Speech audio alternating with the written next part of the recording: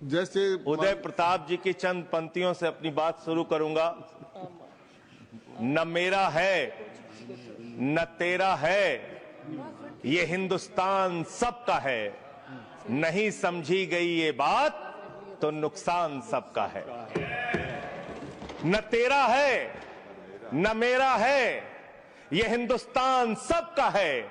नहीं समझी गई ये बात तो नुकसान सबका है। जो आकर मिल गई इसमें वो दिखलाई नहीं देती, जो नदियां मिल गई इसमें वो दिखलाई नहीं देती। महासागर बनाने में मगर एहसान सबका है। महासागर बनाने में मगर एहसान सबका है। मान्यवर, हम लोग बचपन से एक शब्द सुनते आए, सरकार माई बाप।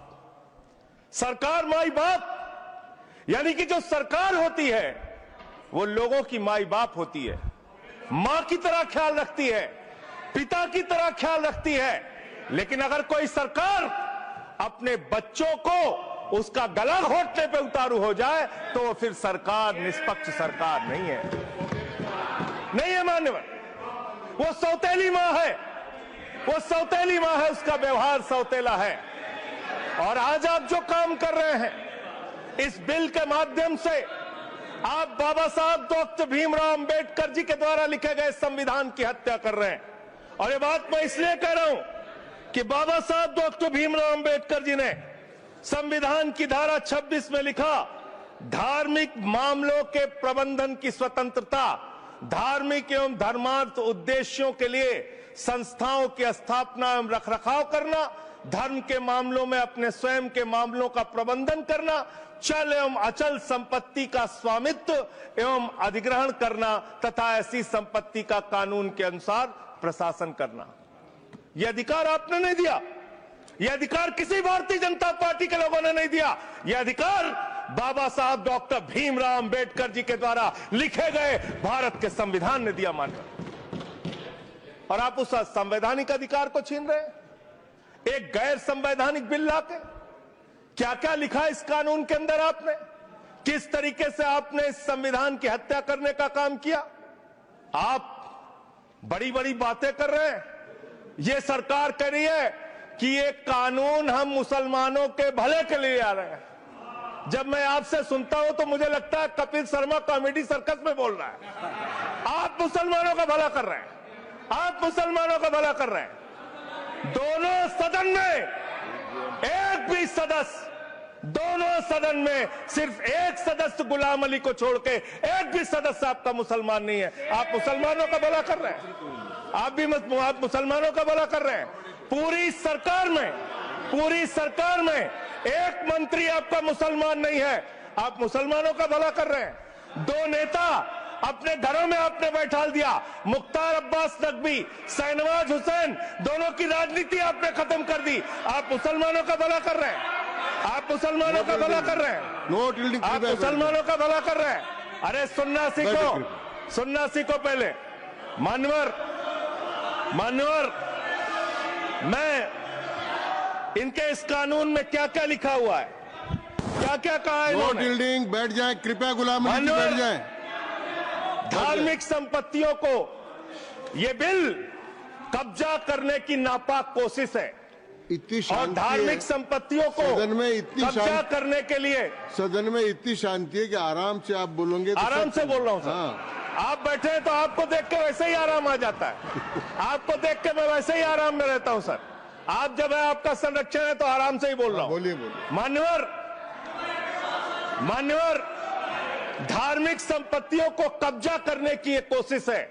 इसलिए इस बिल पर न हिंदू को खुश होना चाहिए, न सिख को खुश होना चाहिए, न ईसाई को खुश होना चाहिए, न जैन को खुश होना चाहिए, न बौद्ध को खुश होना चाहिए, क्योंकि नंबर सबका आएगा। और आज वक्फ की संपत्तियां कब्जा करके आप अपने दोस्तों को देंगे, कल गुरुद्वारे की संपत्तियां कब्जा करके आप अपने दोस्तों को देंगे, फिर चर्चों की संपत्तियां कब्जा करके आप अपने दोस्तों को देंगे, फिर बौद्धों की संपत्तियां कब्जा करके आप अपने दोस्तों को देंगे, फिर जैनों की संपत्तियां कब्जा करके आप अपने दोस्तों को देंगे, फिर मंदिरों की जमीनें कब्जा करके आप अपने दोस्तों को देंगे। आप तो वो लोग हैं जिन्होंने प्रभु श्री राम के मंदिर में भी घोटाला किया। मान्यवर, प्रभु श्री राम के मंदिर के जमीन में घोटाला किया। मैं कागज दूंगा सर, मैं कागज दूंगा। बंद कर दिया मैंने। ये लोग राम मंदिर में घोटाला करने वाले लोग हैं। राम मंदिर की जमीन का चंदा खाने वाले लोग हैं सर। ये लोग 2 करोड़ की जमीन 5 मिनट में 18 करोड़ में बेची सर इन लोगों ने। 16.5 करोड़ का घोटाला किया, 18.5 करोड़ में जमीन बेची। ये राम मंदिर में घोटाला करने वाले लोग हैं सर। मान्यवर, अरे प्रभु श्री राम के नाम का पैसा खाते हो तुम लोग। अरे बैठ जाओ, राम मंदिर का पैसा खाते हो। अरे राम मंदिर में घोटाला करते हो, बैठो। अरे राम मंदिर का चंदा खाते हो। अरे चंदा चोरो बैठो, चंदा चोरो बैठो, चंदा चोरो बैठो, बैठो चंदा चोरो, चंदा चोरो बैठ जाओ। चंदा चोरो तुम लोग चंदा चोरो, चंदा चोरो तुम लोग, चंदा चोरो, चंदा चोरो, चंदा चोरो बैठो। 1 मिनट को प्लीज। चंदा चोरो बैठो। सभापति महोदय, Shri Gajendra Singh ji. Sir, I am not dealing sir, I am not dealing. सदस्य ने चंदा चोरी किया इन्होंने सर। राम का पैसा खाया करने वाले राम का पैसा खाया सर इन्होंने। राम मंदिर का विषय, राम मंदिर में चंदा चोरी किया इन्होंने। चंदा चोर है सर ये लोग। इन्होंने प्रभु श्री राम का चंदा खाया। कृपया बैठ जाए। चंदा चोरी किया सर। कृपया बैठ जाए। राम मंदिर के संबंध में सर राम मंदिर के संबंध में कहे गए सभी शब्दों को मैं कार्रवाई से निकाल रहा हूं, कार्रवाई से निकाल दिए। 2 करोड़ की जमीन 18.5 करोड़ में खरीदी इन लोगों ने। 2 करोड़ की जमीन अयोध्या में 18.5 करोड़ में खरीदी। मान्यवर, आपने कहा कि इससे आप पिछड़े मुसलमानों का भला करने जा रहे हैं। सुनने में बहुत अच्छा लगता है कि आप पिछड़े मुसलमानों का भला करने जा रहे हैं। आपने इसमें कहा कि आप महिलाओं का भला करने जा रहे हैं। सुनने में बहुत अच्छा लगता है कि आप महिलाओं का भला करने जा रहे हैं, लेकिन ये सरकार और यहां पे इस समय मंत्री जी नहीं है, मैं उनसे पूछना चाहता हूं, आप देश को और सदन को गलत जानकारी क्यों दे रहे हैं? मान्यवर, 2013 के वक्फ बिल में जो भारतीय जनता पार्टी की सहमति और सहयोग से पास हुआ, उसमें भी महिलाओं के लिए आरक्षण था। मना कर दीजिए कि नहीं था? मना करिए कि हम गलत बोल रहे हैं। मान्यवर, मंत्री जी ने कहा 1 करोड़ सुझाव आया। मैं आपसे पूछना चाहता हूं, कितने करोड़ ईमेल आए, कितने करोड़ पत्र आए, कितने करोड़ सुझाव आए? पूरे देश को जानकारी दीजिए। और मैं आपको दावे के साथ कह सकता हूं, जब पूरा सच सामने आएगा तो देश को पता चलेगा कितने लोग इस बिल के विरोध में थे, कितने लोग इस बिल के समर्थन में थे। मैं जेपीसी का सदस्य था मानवर, मैं कह रहा हूं आपसे लाइए। और आप पिछड़े मुसलमानों का भला करना चाहते हैं? मैं आपसे हाथ जोड़कर निवेदन करता हूं, विनती करता हूं, और हमारे जो मित्र उधर भी हैं, अगर आप मेरी बात से सहमत हैं तो समर्थन करना। समाज में छुआछूत को, बीमारी को मिटाने के लिए चलिए उठाते हैं कदम, और अगले सत्र में एक बिल लेके आइए। जितने भी हिंदुओं की कमेटियां हैं, ट्रस्ट है, बोर्ड है, उन सारे ट्रस्ट और कमेटियों में 80% आरक्षण दलित, आदिवासी और पिछड़े हिंदुओं को दीजिए। मैं समर्थन करूंगा आपका, माला पहनाऊंगा आपको। आप पिछड़ों का भला करने की बात करते हैं, आप दलितों का भला करने की बात करते हैं। आपकी मातृ संस्था आरएसएस 100 साल तक आपने एक भी दलित, पिछड़ा और आदिवासी, एक भी महिला को आज तक आरएसएस का प्रमुख नहीं बनाया। आप दलितों और पिछड़ों और आदिवासियों की आरएसएस के बारे में भला करने की बात करते कर हैं। दीजिए। माननीय, इस बिल में क्या लिखा है? आप जो भी बातें इस विधेयक के अलावा बोलेंगे, उन सबको मैं एक्सप्लेन करूंगा। क्या उसमें सच नहीं है? क्या ये सच नहीं है? सर, मेरा टाइम रोका जाए। और सर, बिल के बारे में बात करते हैं। माननीय मंत्री जी ने कहा आज आप इस बिल को पास कर रहे हैं, आज आपका सीना चौड़ा हो रहा है, आपको लग रहा है एक धर्म के अधिकार को आप छीन रहे हैं। नहीं, कल को आप सभी धर्मों की धार्मिक संपत्तियां छीन के आप अपने दोस्तों का देने का काम करेंगे। मैं फिर इसको दोहरा रहा हूं और फिर इसको कह रहा हूं कि आप ये करेंगे, धार्मिक संपत्तियों के कब्जा करने का काम करेंगे। और किसी गलतफहमी में मत रहिए। आपको लोकसभा के चुनाव में मात्र 36% वोट मिला है। इस देश की 64% आबादी आज भी आपके खिलाफ है, आज भी आपके खिलाफ खड़ी है। किसी का कोने में मत रहिए। बड़ी बड़ी सत्ता उखड़ गई और चली गई। मान्यवर, आपने इसमें लिखा बिल के अंदर कि वक्फ कमेटी के अंदर गैर मुसलमान इसका सदस्य बन सकता है। आप क्या गुरुद्वारा कमेटी के अंदर गैर सिख को मेंबर बना सकते हैं? क्या ईसाई कमेटी के अंदर गैर ईसाई को सदस्य बना सकते हैं?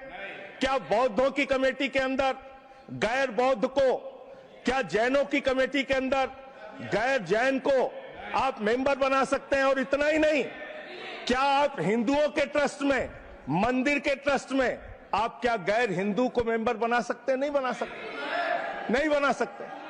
आप एक झूठ फैला रहे हैं देश भर में झूठ फैला रहे हैं। आप कह रहे हैं ये मैं पढ़ रहा हूं राम मंदिर का, सर, राम मंदिर ट्रस्ट। झूठ शब्द असंसदीय है, जो असंसदीय शब्द है उनको निकाल दीजिए। सत्य से परे, सत्य से परे।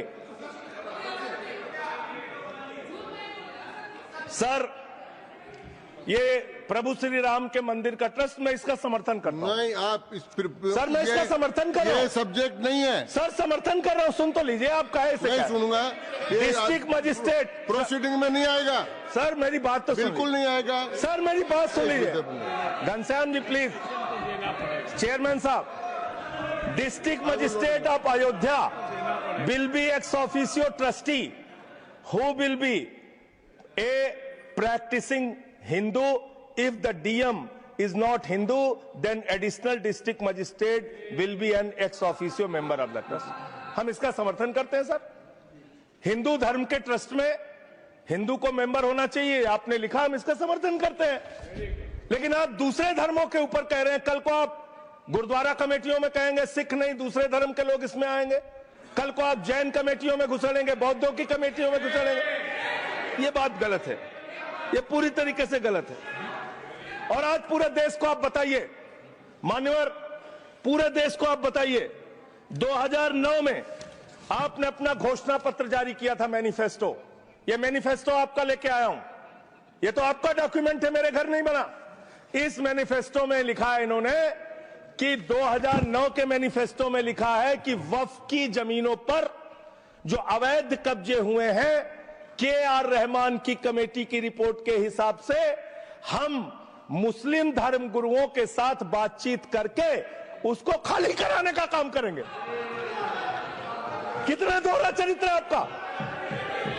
आपने कहा वक्फ की जमीनों को खाली कराने का काम करेंगे जिसपे कोई और कब्जा कर रखा है। मान्यवर, एक और बात, सुप्रीम कोर्ट के अंदर आप कह रहे हो कागज चाहिए, कागज चाहिए। मंत्री जी ने कहा कागज चाहिए। मंत्री जी, आपको कागज की बहुत जरूरत होती है, कागज आपको चाहिए। आपकी सरकार ने 2020 में, ये पूरे देश को देखना चाहिए, पूरे देश को सर, 2020 में मैं जेपीसी का मेंबर था, एक कागज वहां मिला मैं 2020 में सुप्रीम कोर्ट में। सर, आप, मेरी बात नहीं आ रही सर, मेरी बात नहीं आ रही। 2020 में मान्यवर, इस भारत की सरकार ने, मोदी जी की सरकार ने शपथ पत्र दिया सुप्रीम कोर्ट में। से क्या लिखा हुआ है? 99% वक्फ की संपत्तियां डिजिटाइज हो चुकी हैं।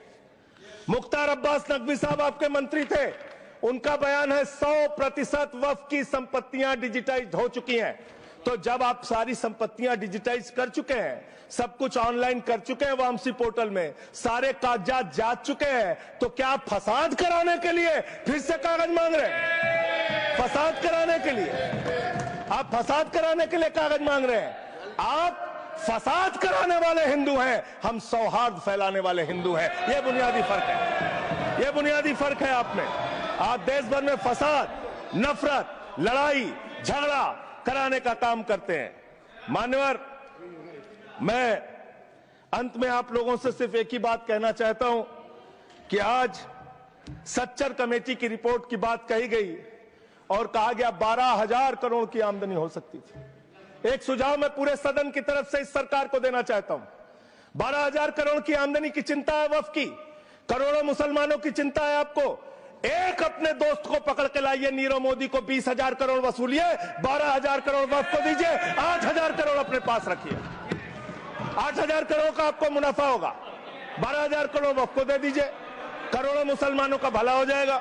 मान्यवर, अंतिम बात कह के आपने कहा सच्चर कमेटी की रिपोर्ट से 12,000 करोड़ की आमदनी की बात कही गई है। अर्ध सत्य मत बोलिए, पूरा सत्य बोला कीजिए। सुविधाजनक सत्य मत बोलिए, पूरा सच बोला कीजिए। मंत्री जी, इसमें लिखा हुआ है सच्चर कमेटी की रिपोर्ट में कि भारत की सरकार ने, राज्यों की सरकार ने अलग अलग राज्यों में अलग अलग जगहों पे 365 वक्फ की संपत्तियां कब्जा कर रखी हैं। आप उसके बारे में नहीं बताते, आप अर्ध सत्य बोलते हैं। मैं तो जेपीसी का मेंबर रहा हूं, मुझे सब पता है। तो इसलिए मान्यवर, आप फैला रहे हैं झूठ। ट्रिब्यूनल के फैसले, बस खत्म सर, खत्म। असत्य, सत्य से परे मान्यवर, सत्य से परे मान्यवर। ट्रिब्यूनल के लिए आप कह रहे हैं उसको अपील नहीं की जा सकती। हाई कोर्ट का फैसला ट्रिब्यूनल के फैसले के खिलाफ आया है, सुप्रीम कोर्ट का फैसला ट्रिब्यूनल के फैसले के खिलाफ आया है। आपने कहा 5 साल का प्रैक्टिसिंग मुस्लिम होना चाहिए। कैसे प्रैक्टिसिंग मुस्लिम तय करेंगे सर? आप क्या मुसलमानों के घर में सीसीटीवी का कैमरा लगाएंगे? कौन नमाज पढ़ रहा है, कौन नमाज नहीं पढ़ रहा है, कौन मुसलमान है, कौन मुसलमान नहीं है? आपने मान्यवर ऐसे प्रावधान इसमें रखे हैं जो बड़े अजीब हैं, जो अपने आप में ये बताते हैं कि आपकी मंशा सिर्फ देश में झगड़ा कराने की है, नफरत फैलाने की है, फसाद कराने की है। आपकी मंशा कहीं भी मुसलमानों का या किसी वर्ग का भला करने की नहीं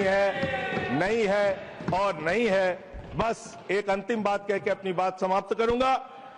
ये काम आपने देश के अंदर बहुत अच्छा शुरू कर दिया। आप एक काम करते हैं, देखो मुसलमानों को ठीक कर रहा हूं, दूसरी तरफ महंगाई बढ़ रही है, नुकसान हिंदुओं का।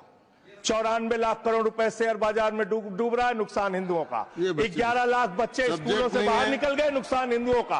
तो मुसलमानों को ठीक करने के नाम पर आप नुकसान देश के करोड़ों हिंदुओं का भी कर रहे हैं। इसलिए ये सब बातें करके देश में आप नफरत फैला के ये सब झगड़े फसाद के काम मत कीजिए। और अंत में आपसे एक ही बात कहना चाहता हूं, अभी भी वो मौका है इस बिल को जो गैर संवैधानिक है, जो बाबा साहब के संविधान के खिलाफ है, इसको वापस लीजिए। धन्यवाद।